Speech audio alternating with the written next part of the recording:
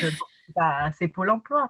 Mais ils sont là quand même et il faut insister et montrer qu'on est carré de son côté et qu'on est sûr de son choix. Donc, voilà, le conseil que tu aurais à donner aux personnes qui sont dans ce processus-là de demande avec Pôle emploi, c'est de bien insister et montrer que, Oui, voilà, oui, tu as un oui, dossier qui est bien voilà, ficelé, quoi. c'est ça, que c'est géré, qu'on sait où on va et qu'on est sûr de son choix. OK. Et dernière question par rapport à ce stage que tu as fait. Comment est-ce que tu as trouvé cette sophrologue qui finalement a accepté de t'accompagner pendant… Enfin, c'est plutôt toi qui l'as accompagnée pendant 15 jours. Une carte de visite chez un coiffeur. D'accord. Donc, elle proposait des séances de sophrologie. Tu as pris En ton… fait, pour tout vous dire, c'est ma belle-maman qui a été chez le coiffeur, qui a pensé D'accord. en voyant la carte, qui me l'a donnée. J'ai appelé, j'ai expliqué. Je lui ai dit, je comprends qu'en séance individuelle, évidemment, ce ne sera pas possible, mais D'accord. si vous pensez à quelque chose. Et là, tout de suite, elle m'a dit, ben, pourquoi pas. Et Mhm. voilà. Et donc, tu l'as suivie sur les séances. Elle t'a montré d'autres aspects du métier de sophrologue ou c'était surtout les Non, séances? non, c'était vraiment les séances. OK, OK. Et Ouais. donc, ça t'a permis d'être sûr finalement que c'était ça et Alors, puis d'appuyer. j'étais déjà sûre, Ouais. mais du coup, c'était pour prouver à Pôle emploi que j'étais sûre, en fait. Parce que du C'était coup, pour cette personne, elle a signé une convention, c'est ça? Bien sûr, elle a signé une D'accord. convention et elle a fait un compte rendu. Pôle emploi, en fait, lui a envoyé un formulaire à remplir pour savoir si elle pensait que aussi j'étais faite pour ce métier-là. D'accord, OK. Et Donc, je du lui ai coup, fait tout voir. ce processus-là, entre le premier jour où tu étais face à ta conseillère et l'accord du financement, ça t'a pris combien de temps à peu près? Alors, en fait, bah, les 3 mois, donc j'étais inscrite à Pôle emploi le 10 novembre Mhm. 2020, si mes souvenirs sont bons, ou 2019, je ne sais plus. Mais bon, donc en novembre, j'ai Mhm. suivi les 3 mois, donc jusqu'en février. Mhm. Et j'ai été inscrite, j'ai commencé la session à l'IFS au mois d'avril. D'accord. Oui, donc c'était relativement Oui, très rapide. rapide. Enfin, Oui, voilà. OK. oui, oui. Bah, très bien, merci pour ça. Justement, maintenant qu'on a parlé du financement, donc ça y est, tu commences ta formation à l'IFS donc en avril. Mm. Qu'est-ce que tu peux dire sur cette formation? Donc, on l'a déjà évoqué, la durée de 6 mois, qui selon Mhm. toi est une durée quand même, bon, c'est un peu, Oui, mais c'était ce que je voulais, donc il n'y a pas de voilà, souci. pardon. C'est, voilà, il faut s'accrocher, mais c'est faisable. Qu'est-ce que tu peux dire de plus par rapport à cette formation? Alors, je trouve que la formation de l'ISF est très professionnelle. Pour Mhm, moi, être très professionnel, c'est que c'est très carré. mhm, Vous avez votre feuille de présence, vous avez votre PowerPoint qui s'affiche, vous savez ce que vous allez faire dans la journée. Les formateurs sont plutôt dynamiques avec de l'expérience, donc on se sent en sécurité. Ça va très vite. Ça, c'est mon ressenti personnel.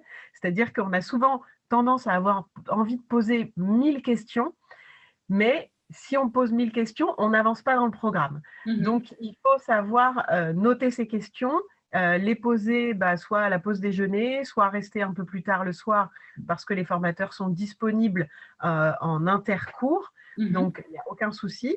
Par contre, si on fait en 6 mois, il faut être sûr de se donner du temps pour retravailler les cours. Moi, je sais que j'étais la preneuse de cours à l'ordinateur pour redonner à mes collègues. Moi, j'aime bien quand c'est structuré et ça l'est, ça l'est. Maintenant, si on pense aller en cours, prendre des notes, rentrer chez soi, les lire un peu, ça ne suffit pas. Il ne faut pas. mhm. Parce que la formation initiale, c'est vous donner les bases solides, mais si vous ne travaillez pas à côté, vous ne serez jamais assez performant. Parce qu'il faut travailler, ça c'est clair, c'est un vrai travail.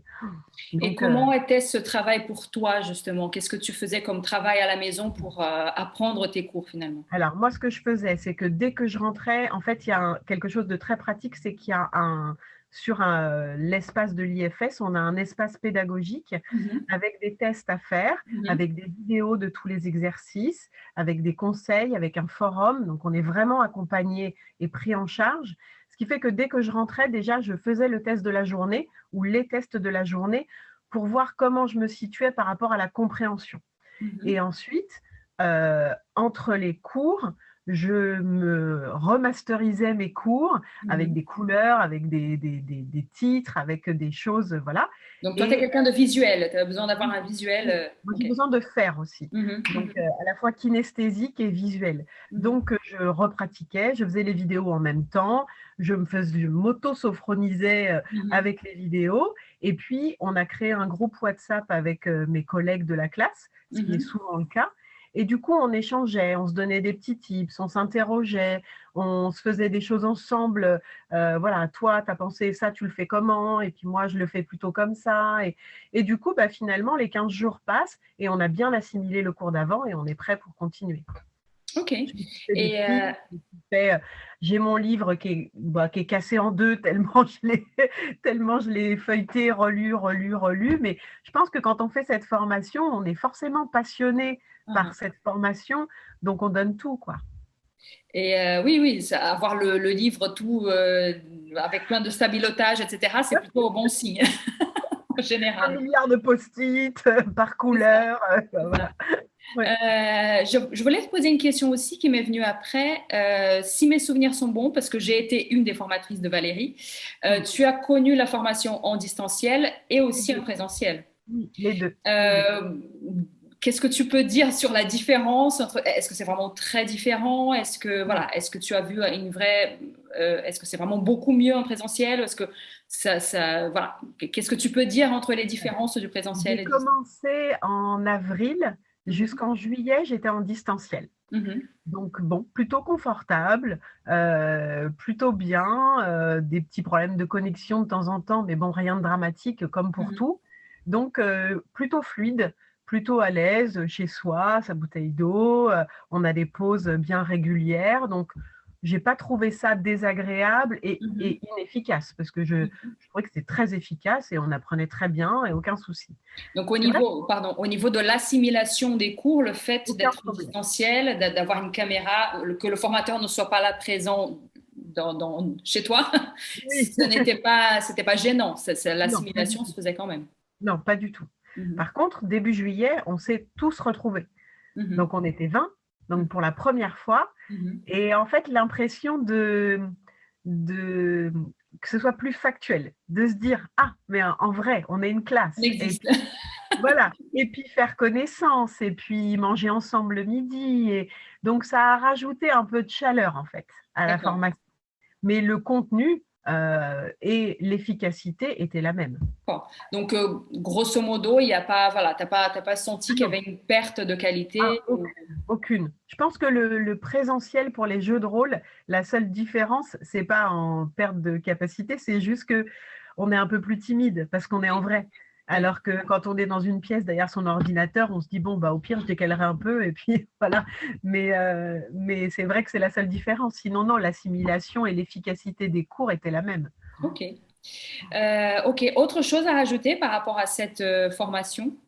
Je pense Sur les que 6 mois de formation, si tu devais alors donner un conseil, tu as déjà beaucoup évoqué la question du travail personnel qui oui. effectivement Alors, est il y a le essentiel. travail personnel et puis bon, ça dépend quand est-ce que vous commencez votre formation, mais moi j'ai commencé en avril et c'est vrai qu'il y a eu un petit temps de pause pendant l'été Mhm. et moi je sais que pendant l'été, je me suis dit, il ne faut pas lâcher en fait, il faut travailler D'accord. tous les jours pour être sûr de ne pas perdre tout ce que j'avais déjà appris. Mhm. Donc, un petit entraînement, même si c'est pas grand-chose, mais juste même, moi j'ai relu des fiches au soleil sur un transat en se disant, je suis en vacances, mais ne pas lâcher en fait, Ne ne pas pas lâcher lâcher. pendant l'été. Alors, donc, tu as fini ta formation en novembre. Oui. Et bah, la suite logique de cette formation, enfin, pas pour tout le monde, c'est pas une obligation, Non, mais c'est le passage de l'examen. tout à fait. Voilà. Alors, comment c'était pour toi? Est-ce que tu t'es mis, alors, pour ceux qui ne savent pas, le passage de l'examen, donc, hein, c'est pas, on s'inscrit pas à l'examen le lendemain de la fin de la formation.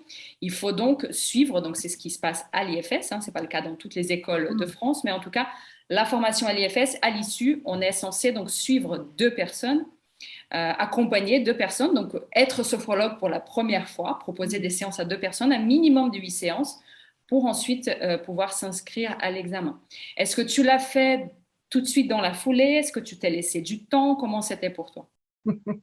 Alors, j'ai arrêté ma formation le 9 novembre. Le 10 novembre, j'avais déjà mes rendez-vous de Calais. Hâte de devenir sophrologue. Oui, ben oui, quand on y va, quoi. Donc, j'ai commencé mes accompagnements dès le lendemain. OK. Euh, Et alors, deux- juste petite parenthèse, comment tu as trouvé ces ou cette personnes que tu as eu le 10 novembre? oui, alors deux personnes. Uh-huh. Alors, en fait, pendant la formation, Mhm. j'avais partagé un questionnaire sur les réseaux sociaux Mhm. pour connaître un peu la tendance, si les gens connaissent la sophrologie, s'ils Mhm. l'ont déjà pratiqué, quel type d'accompagnement serait susceptible de les intéresser. Un peu Et bien, l'étude de marché qu'on fait voilà, classiquement ça quand faisait on va partie, démarrer. voilà, ça faisait partie de mon futur mémoire. Donc, du coup, Mhm. j'ai pris de l'avance et Mhm. j'avais déjà fait mon questionnaire. Mhm. Et de là, j'ai reçu des messages Mhm. de deux personnes. Donc, une personne de 24 ans qui avait des difficultés de sommeil depuis le collège. Mhm.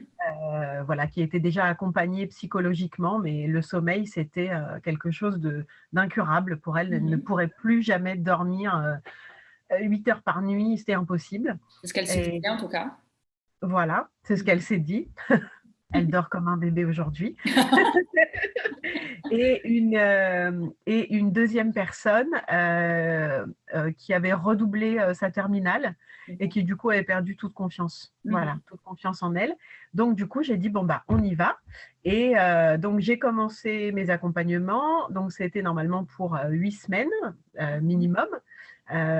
J'avais prévu 10 semaines pour une et 8 pour l'autre. Mhm. Et le Covid s'est invité.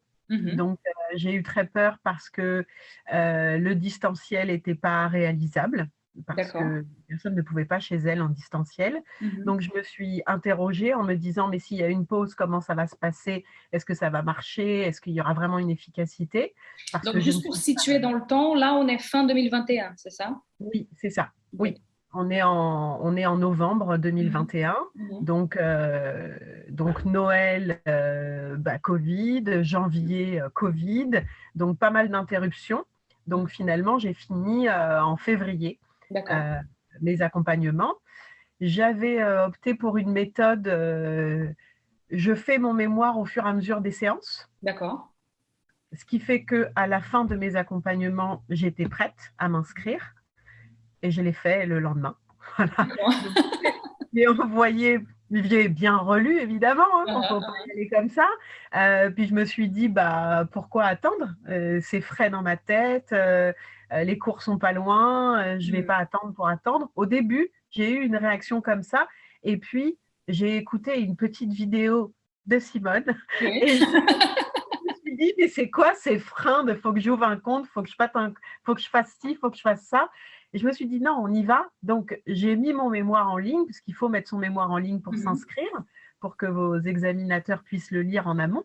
Mhm. Et puis, on m'a annoncé que après 15 jours après, j'allais passer mon RNCP. Donc, je l'ai passé le 1er mars.